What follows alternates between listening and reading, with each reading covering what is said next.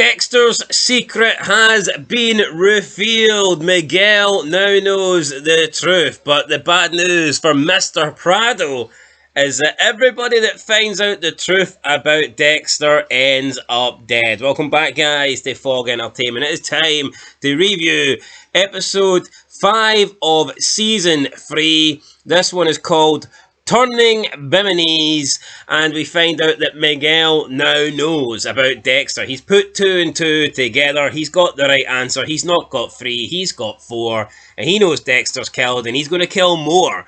So, yeah, let's get into this. Basically, this episode, it was almost like Miguel knew. He kind of tipped off Dexter about this guy that was going on a cruise ship that he would love to make disappear, and Dexter, in typical killing fashion, made sure that guy is never seen again. He might have went on a cruise, but he will be cruising for the rest of his life somewhere in the ocean. But yeah, we will start the episode with Rita and Dexter. They go for an ultrasound. The kid is okay. Dexter is going to become a father. He talks about, to himself at least, about how he's great at making hearts stop beating, but he's never actually started one. So yeah, kind of not really what Dexter's known for. He normally stops lives. This time he's creating one. Yep, unique for Dexter. It's a first opportunity for the guy to do it. And how many? Is he going to end up with more kids and deaths? Murders? Probably not. Holy shit! He'd probably be the world record father then, if that's the case. He probably would be. But here, Dexter being a dad, it's a dynamic I'm ready for in this show. Yeah, so Dexter goes to play golf with Miguel. Someone hits Miguel's golf cart and he loses his temper a little bit, but he manages to keep it under wraps and changes the subject. And he talks to Dexter about this case that he's got going of a South Beach guy who murdered his first wife and got off using a high-profile defense team. And recently, the man has murdered his second wife. This guy marries rich women and then he kills them in order to get the money, but Miguel says he cannot trial this guy because of some jurisdiction shit. And you know what? They're trying to paint Miguel out. Some of the characters in this show are trying to paint Miguel as like a ruthless guy that is willing to get convictions. I completely 100% agree with Miguel Prado how like the justice system, they will look for like the smallest thing, the slightest thing to try and get people off of horrible crimes. We need people like Miguel that are ruthless and doing their best to nail people down for long-term sentences. No, here. I think it is a joke. I get it. Everyone's entitled to a defence attorney, but see, at the end of it, I don't know how those sort of people live with themselves. Probably the paycheck. Miguel's angry that murderers are walking about free. Well, that's hardly the worst thing, and that's hardly the biggest crime of the century, like, is it? No, it's not, but, I mean, Miguel's joined the right side, not the dark side. The dark side. The dark side. What was not right, though, was Harry Morgan in a wee brown Dexter attire, though. That's not right. No, that was in episode 6, so... That was in episode 6, but you know what? It scarred me for life. I'll remember it in every episode. Every day of my life. Harry Morgan, Big John. He needs to just stick to his own wardrobe, I think. Yeah, we do have a wee appearance of Dexter's father. He tells him that, look, from now on, this is a 50-50 thing.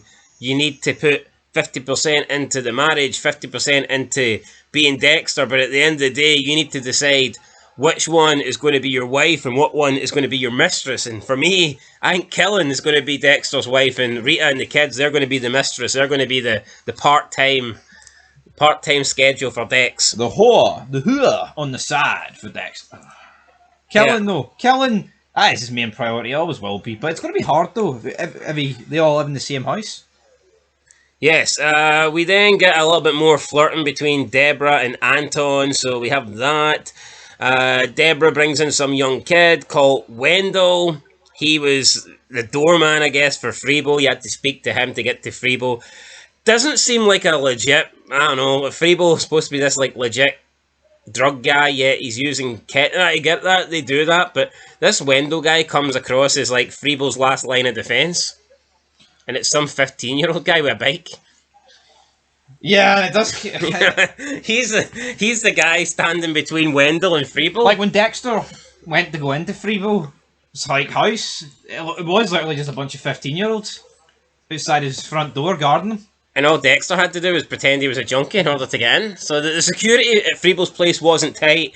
Deborah, though, brings in Wendell, questions Wendell, wants information on Wendell about Freeble. He's not really going to give anything, so she kind of buys him. She kind of goes out and buys him burgers, fries, French fries, Onion rings. I wouldn't mind some. Yeah, buys him it all, and then doesn't really get much in the end, because it turns out that his mother is like, no, you're not speaking to Deborah, you're not doing this, because the last person who spoke about Freeble ended up dead, ended up being skinned. So we see Quinn has no choice but to cut Quinn has no choice but to cut Wendell loose, and Deborah's pissed off about this. She thinks that Quinn cut him loose to try and screw her investigation. So we can see Deborah's getting paranoid now. Anything Quinn does, Deborah's not a fan of, and it seems like as every episode gets past, Deborah considers grassing in Quinn to Yuki some more. Yeah, she does. It's the way it's written, though. It's the way it's portrayed. Quinn is very mysterious. Like, honestly, for a period, I'm sitting there thinking that he could be the guy skinning people, but yeah, what do I know? Then we get a phone call, Miguel to Dexter. Miguel still ranting and raving about the justice system. He says that Ethan Turner will not be prosecuted for the murder of his second wife, and he adds that Turner has left the children of his first wife penniless, and Dexter, meanwhile, just he can't be having this. He's like, no, I'm not dating this. So Dexter agrees with himself to go fishing. Kind of just tells Rita, look, I'm not looking at houses, I'm busy that day. I need to go and catch a big fish, and by big fish we mean Ethan Turner. Miguel meets him on the deck, tempts to go with him. You know, he's looking for an infight. He's fishing for an infight, pun intended. He doesn't really get one, but then he tells Dexter, nah, I got too much stuff to do. Dexter, this is the best news that he's probably heard all day. And he just takes off into the ocean, and then we see him board the cruise ship. He gets a little bit familiar with Ethan Turner when he's finding golf clubs. So I think Dexter went and bought golf clubs just for I don't know, just to kind of camouflage, to try and make himself look like a golfer. To fit in. Tiger Woods over here. Dexter Woods. That's what he's doing, but Dexter, I think he got a bit sloppy. I think he's getting sloppy. See, as the seasons are going in, he's getting more and more sloppy, I think. Like, what was this all about? Yeah, I don't understand it, but Dexter's on a cruise ship now, and he's closing in on Ethan Turner. At the station, the FBI, they have sent in Ramon Prado, so he's going to be the man that is teaming up with the department in the case, the Freeble case, the Skinner case, and he's trying to take over, but you got Masuka, and Masuka believes that it's got nothing to do. The two cases aren't connected. Masuka was acting very professional over the past little while, ever since Quinn told him that no one likes you because you're a foul human and you come out with some nasty shit. But it looks like we've got the old Masuka back, because nobody really liked this new Masuka, so he kind of just tells Prado that his case is fucked like a big 14-inch dick, and that was pretty much it. We have the old Masuka back. Deborah, despite the wishes of Wendell's mother, goes and speaks to Wendell. She gives him a number that he can contact her on if he has any more information. But there's somebody spying with binoculars. We don't see who it is, but someone is definitely keeping an eye on this conversation. Meanwhile, on the cruise ship, Dexter's running out of time. There's like a 10 p.m. deadline that they need to get off the cruise ship by, so he's not going to waste any more time. He sneaks up, pinpoints Turner in the neck with his needle of M99, then lays him down in the plastic sheets, and normally gives his victims some words and stuff like that, and then he likes to show them the history and everyone that they've harmed and killed, but he doesn't have any time for that, so he just takes care of Ethan Turner pretty quickly. Then he chops them up into nice little pieces, and he throws them out the window of the cruise ship. Dexter, by the time he gets back though, he checks his phone. He's got like 12 missed calls. He's got a bunch of voicemails, messages, and why is that? Because Rita has been taken to the hospital because of the baby. Sil and Miguel have been looking after Rita the entire time, while Dexter was too busy out on a boat. So he gets there, he apologises, he says he's going to be there for Rita from now on. Sil seemed a little bit pissed off that Dexter wasn't there, but Dexter tells Rita that he's ready to get married. He wants to do this, he's going to do this, and he's going to find a place. You know, they're going to get a home together. And I guess he feels a little bit guilty because he was too busy killing Ethan Turner when his wife could have lost their baby. So we get that. Deborah shows up at Anton's apartment about a lead, but some woman answers the door, so she goes away in the huff, and it's like, you know, woman up here. If you want to be with Anton, then just say. I mean, you're not even in a relationship yet. She's pissed off. This guy's sleeping with somebody. Yeah. No, it's pathetic for Deborah. Like, at the end of the day, woman up.